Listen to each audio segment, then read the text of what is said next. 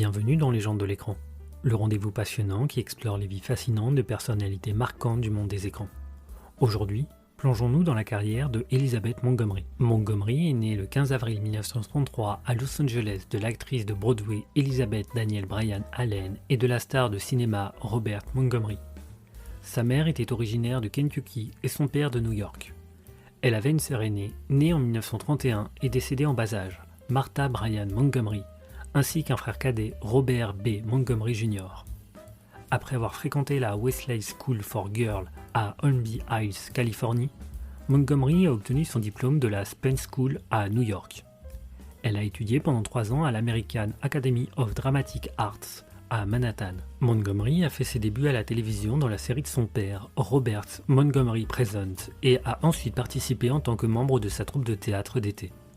En octobre 1953, Montgomery a fait ses débuts à Broadway dans la pièce Lighter Love, pour laquelle elle a remporté un Teaser World Award pour sa performance.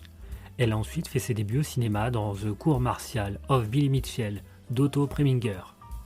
Montgomery est retournée à Broadway en 1956, apparaissant dans The Loud Red Patrick. La carrière initiale de Montgomery comprenait des rôles principaux et des apparitions dans des drames télévisés en direct et des séries comme Studio One, Kraft Television et Alfred Hitchcock Presents. Elle a été nommée au 13e Primetime Emmy Awards pour son rôle de Rusty Heller, une chanteuse de boîte de nuit du Sud dans un épisode de 1960 de The Untouchables, jouant aux côtés de David White, qui a ensuite interprété Larry Tate dans Ma sorcière bien-aimée. Elle a joué le rôle de Rose Cornelius dans l'épisode Incident at El Crucero de Red Wide en 1963. Montgomery a également joué une mondaine qui tombe amoureuse d'un gangster, Henry Silva, dans Johnny Cool, réalisé par William Asher, et dans la comédie Was Ben Sleeping in My Bed, avec Dean Martin et Carol Burnett, réalisée par Daniel Mann. Après son apparition dans Alfred Hitchcock Presents, Alfred Hitchcock pensait à elle pour le rôle de la belle-sœur de Sean Connery dans le film Marnie en 1964, mais Montgomery n'était pas disponible. Dans la comédie de l'ABC Ma sorcière bien-aimée, Montgomery jouait le rôle principal de la sorcière adorable Samantha Stephens aux côtés de Dirk Wark, puis plus tard Dick Sargent dans le rôle de son mari. À partir de la 2e saison de la série, elle incarnait également la cousine espiègle de Samantha, Serena, sous le pseudonyme de Pandora Spock. Ma sorcière bien-aimée est devenue un succès d'audience. C'était à l'époque la série la mieux notée pour le réseau. La série a été diffusée pendant 8 saisons de 1964 à 1972 et Montgomery a reçu 5 nominations aux Emmy Awards et 4 aux Golden Globes pour son rôle. Malgré une baisse d'audience vers la fin de la série, elle a été renouvelée pour une 9e saison prévue pour l'automne 1972.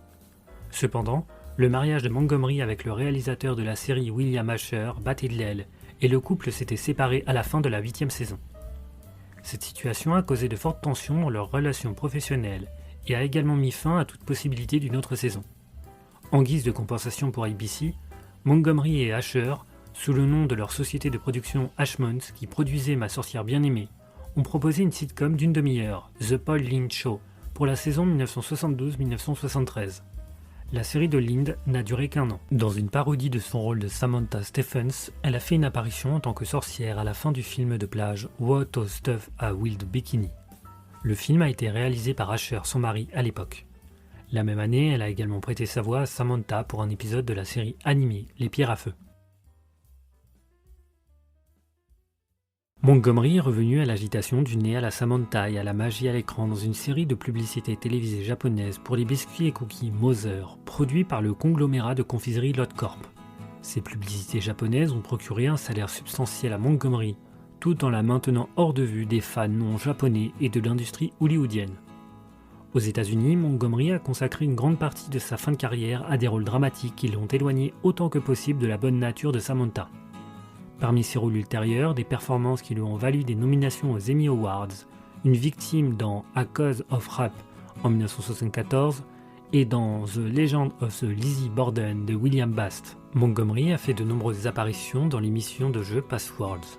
Allen Linden, l'animateur de longue date de l'émission, l'a surnommée la reine de Passwords. Montgomery a ensuite joué une femme pionnière confrontée à des difficultés dans l'Ohio des années 1820 dans la mini-série The Awakening Land, pour laquelle elle a obtenu sa 9e nomination aux Emmy. Dans A Killing Affair en 1977, Montgomery a joué le rôle d'une inspectrice de police qui entretient une liaison avec son partenaire marié, interprété par O.J. Simpson. Dans le film Amos, elle a joué un rôle de méchante en tant qu'infirmière vicieuse qui maltraite ses patients dans une maison de retraite pour personnes âgées. Les patients sont joués par Kirk Douglas et Dorothy McGuire, entre autres. En 1989, Montgomery est retournée une dernière fois à Broadway dans une production de Love Letter, aux côtés de Robert Foxworth. Elle a joué l'un de ses derniers rôles dans un épisode de Batman The Animated Series intitulé Showdown, dans laquelle elle jouait une barmaid. Il s'agissait également de son dernier travail diffusé, puisque l'épisode a été diffusé après sa mort. Sa dernière série télévisée était la série de détective Edna Buchanan, dont le deuxième et dernier film de la série a été diffusé pour la première fois le 9 mai 1995, seulement 9 jours avant la mort de Montgomery. Montgomery a souffert d'un cancer du côlon. Elle a ignoré les symptômes pendant le tournage de Deadline for Murder from the Files of Edna Buchanan, qu'elle a terminé fin mars 1995. En raison du diagnostic tardif, le cancer s'est métastasé de son côlon à son foie. Sans espoir de guérison, et ne voulant pas mourir à l'hôpital, Montgomery a choisi de retourner dans sa maison de Beverly Hills, qu'elle partageait avec Foxworth, son époux. Elle est décédée le matin du 18 mai 1995, à l'âge de 62 ans, entourée de Foxworth et de ses 3 enfants issus de son précédent mariage avec William Asher. Son corps a été incinéré. Le 18 juin 1995, un mois après sa mort, un service commémoratif a eu lieu au Cannon Theatre de Beverly Hills. Herbie Hancock a joué de la musique, Amanda McBroom a chanté et Dominique Dunne a parlé des premières années de leur amitié lorsqu'ils vivaient tous deux à New York, tandis que Foxworth a lu de nombreuses cartes de sympathie envoyées par les fans. D'autres intervenants comprenaient son infirmière, son frère, sa fille et son beau-fils. Montgomery avait conservé la maison de ses parents à Paterson dans le comté de Putnam à New York. Environ 3 ans après sa mort, le domaine a été vendu et est devenu une partie du parc d'État de Wonder Lake.